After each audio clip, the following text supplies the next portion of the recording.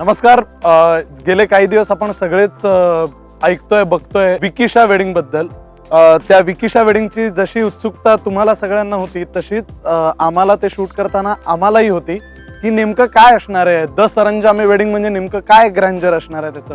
आणि जे काय आम्ही तेव्हा अनुभवलं ते फारच म्हणजे खरंच ग्रँजरच होतं. आणि असा अनुभव खऱ्या लग्नात सुद्धा येतो की नाही असं मला माहित नाही, इतका अविस्मरणीय अनुभव होता. ज्या क्षणाची तुम्ही सगळेजण गेले कित्येक महिने वाट बघताय, इनफॅक्ट कित्येक दिवस वाट बघताय, जेव्हापासून सिरियलमध्ये ईशाला विक्रांतनी प्रपोज केलं हेलिकॉप्टरमध्ये, आणि त्या क्षणापासून तुम्ही वाट बघताय की आता या दोघांचं लग्न कधी होईल, आणि आता फायनली तो क्षण आलाय. आता हे शूट करायला आम्ही सगळे आमची सगळी टीम 150-170 लोकांची टीम आम्ही सगळे गेलो होतो भोरला. आणि असा मस्त नदीकाठी हा सोहळा पार पडला.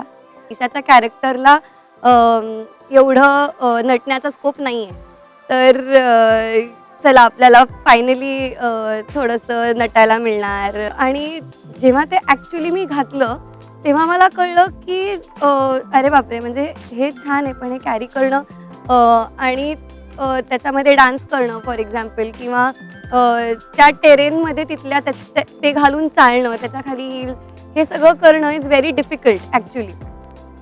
पण overall it was a fantastic experience. खूप एनर्जेटिक शूट होतं. जवळजवळ 150 ते 200 जणांची टीम आमची होती. अनेक लोकांना तिथे कळल्यानंतर ती लोक सुद्धा ईशा आणि विक्रांतला विश करायला तिकडे आली होती. अनेक लोक रिॲक्ट करतायत की साधं लग्न करायचं असं म्हणून निमकरणी आणि सरंजामेने इतकं मोठं लग्न का केलं.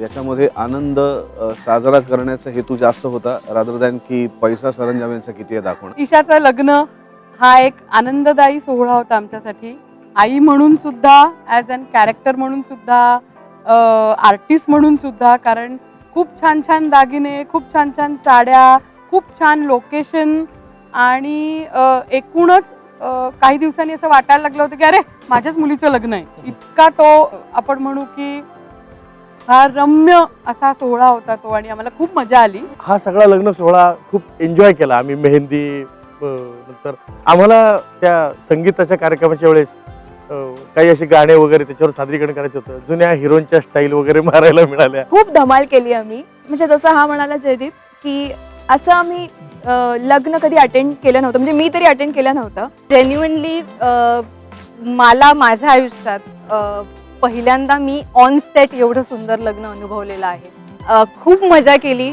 खूप नटायला मिळालं. मुळात असं म्हणतात की कन्यादानासारखं पुण्य नाही, तर ईशाचं कन्यादान करताना आम्हाला ते पुण्य मिळालं.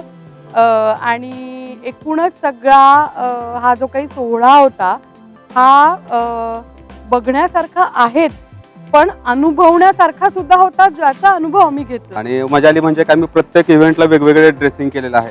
त्याच्यामध्ये वेगवेगळे गमती जमते आहेत, नाच आहेत. म्हणजे मी माझ्यासारख्या माणसाने 3 डान्स केलेले आहेत वेगवेगळे. तसे आपण एरवी खऱ्या लग्नात हे करतो, आणि खऱ्या लग्नात करतो त्यापेक्षा प्रचंड जास्त ग्रँजरस लेवलला हे सगळं झालं. आणि या सगळ्यात आमचे जी सगळी आर्ट डिपार्टमेंट होते, आमचे कॅमेरामॅन होते, आमची डिरेक्शन टीम आहे, सगळेच साऊंड दादा होते, या सगळ्यांनी मिळून जे काही त्या जिथे आम्ही शूट करत होतो भोरला त्या ठिकाणी, म्हणजे एरवी बघाल तर ती जागा सुंदर आहेच, पण त्या जागेवर जे काय उभं केलेलं आणि ते ज्या पद्धतीने दाखवलं गेलं हे आमच्यासाठी नवीन होतं, आमच्यासाठी तितकंच एक्साइटिंग होतं. आणि म्हणून तो प्रत्येक सोहळा आम्ही सगळ्या कलाकारांनी सुद्धा तितक्याच जास्त प्रमाणात एन्जॉय केलाय. एरवी आपल्या घरी लग्न असतं खरं खुरं, तेव्हा आपल्याला माहीत नसतं काय काय घडणार आहे किंवा काय, म्हणजे सगळं अनएक्सपेक्टेड असतं. इथे चॅलेंज हे होतं की काय काय घडणारे लग्न सोहळ्यात हे आधी माहिती होतं, पण तरीही ते तितक्याच म्हणजे आत्ता घडतंय किंवा सगळं कसं आम्हाला माहितीच नाहीये. आणि अरे या सोहळ्यात हे झालं, या सोहळ्यात हे स्क्रिप्ट होतं, पण तरीही ते तितक्या त्याचा फ्रेशनेस जपणं आणि तरीही ते तितक्या ग्रँजरस लेवलला दाखवणं हे एक पूर्ण टीमसाठी वेगळं चॅलेंज होतं, जे मला वाटतंय आम्ही सगळ्यांनी खूप प्रामाणिक प्रयत्न केलाय. त्या मित्रमंडळींच्या, नातेवाईकांच्या, आजूबाजूच्या लग्नामध्ये जो आनंद तुम्हाला मिळाला असेल, किंवा ज्यांचं लग्न झालं नाही असे जे ज्या प्रकारचं लग्न व्हावं असं स्वप्न बघत असतील, ही सगळी स्वप्न पूर्ण या विक्रांत आणि ईशाच्या लग्नाच्या माध्यमातून होतील.